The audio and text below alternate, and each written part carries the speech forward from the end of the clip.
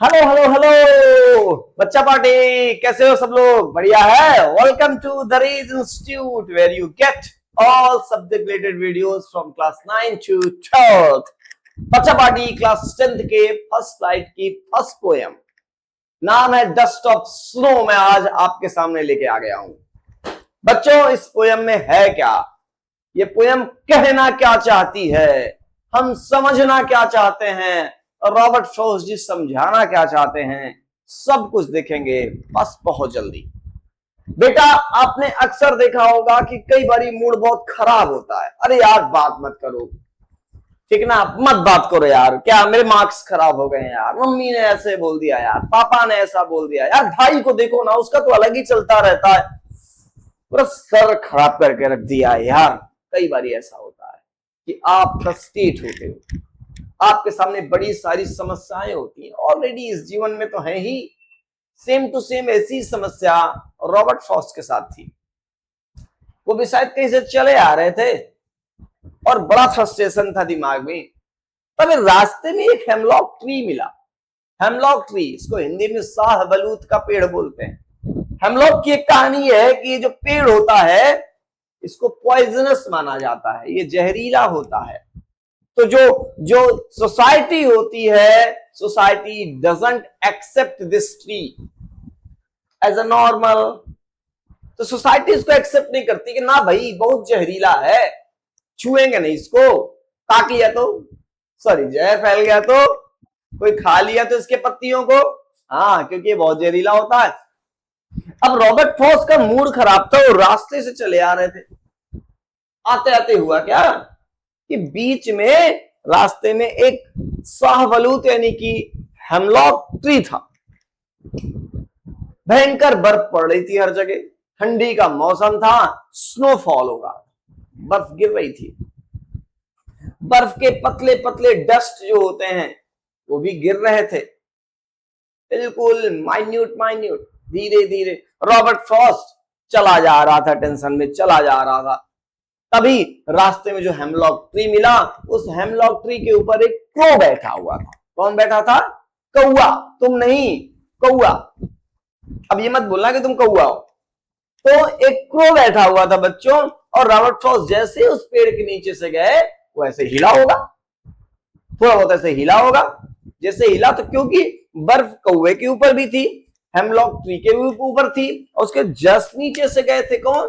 Robert Frost.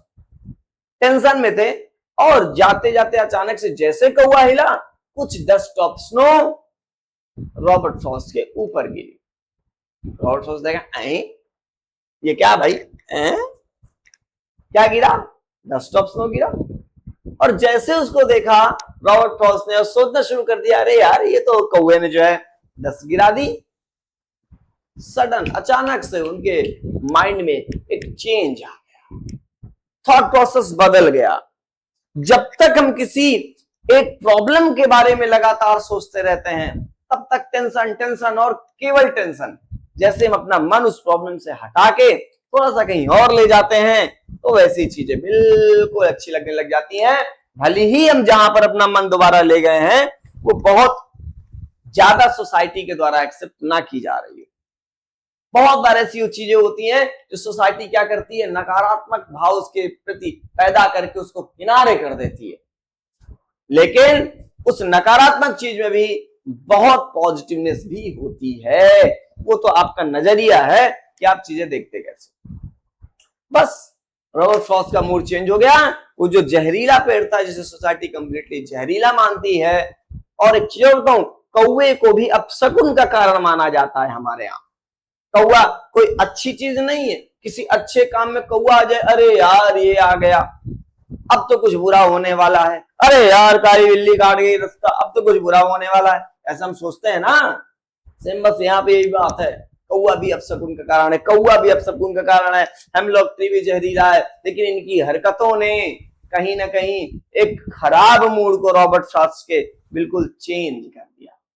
खुश हो गया, वो सोचने लगा क्योंकि थॉट प्रोसेस बदल गया उसका और चला गया। बस इतनी सी थी पोयम।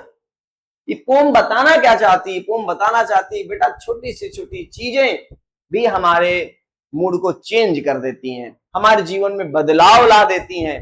भले ही वो क्यों ना छोटी हो, लेकिन महत्व उसका बहुत बड़ा होता है। एक छोटी सी सुई को देखा है? उस सुई से हम कपड़े सिल सकते हैं, छोटी सी होती है, कपड़े से सिल देते हैं, फटे हुए कपड़े को ठीक कर देते हैं। तलवार को देखा है? तलवार से बड़े बड़े युद्ध लड़े जाते हैं, दुश्मनों के छक्के छुड़ा दिए जाते हैं। तलवार। अब एक बात बताओ, क्या तलवार से तुम कपड़े सिल सकते हो? अरे सर जी, सिले नहीं जाएंगे कपड़े और फट जाएंगे, तलवार बड़ी होती है।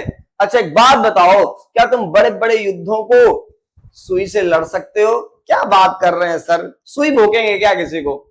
मतलब क्या है, दोनों चीजें अपनी जगह व्यवस्थित हैं।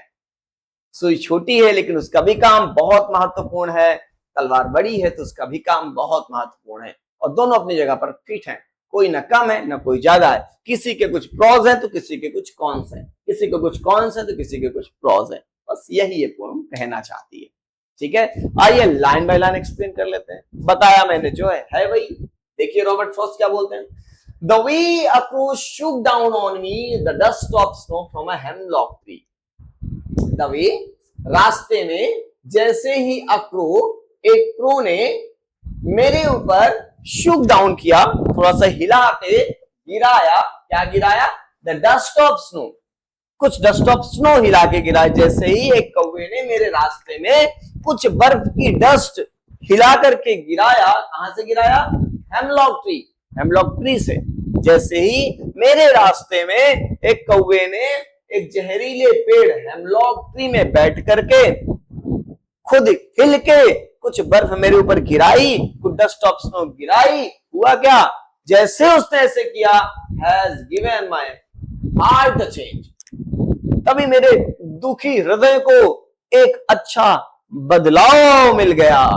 मेरा दुखी जो हृदय था वो चेंज हो गया, चेंज ऑफ मूड, बिल्कुल मूड ही मेरा बदल गया। और क्या हुआ जानते हो?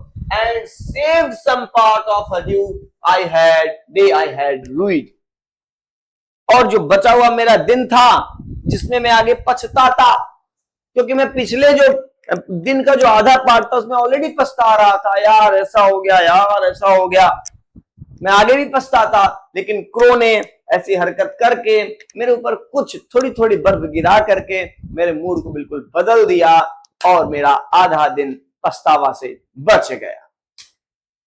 ये था पूरा पोम। कुछ यहां पर वर्ड मीनिंग देखें।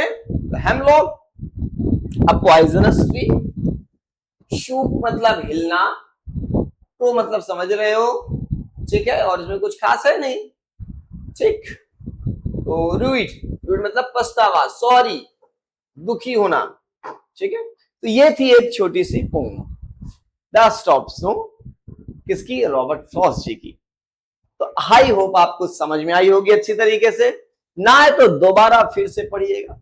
अगर एक्सप्लेनेशन क्लियर ना हो, कुछ मुझसे कमी रह गई हो, कमेंट में बताइएगा, हम दोबारा वीडियो लेके उस चीज को समझाते हुए लेके आएंगे। बाकी जब तक दरेज है, टेंशन नहीं लेना भारत के बच्चों को। अब हर बच्चा पढ़ेगा, भारत का हर बच्चा पढ़ेगा, ठीक है। हमने ये ठान ली है और हम मिल के काम करेंगे, because we are a family. बच्चा पार्टी। तो मिलते हैं अगले वीडियो में अगले लेक्चर के साथ, तब तक पढ़ते रहो, मस्त रहो, बाय बाय।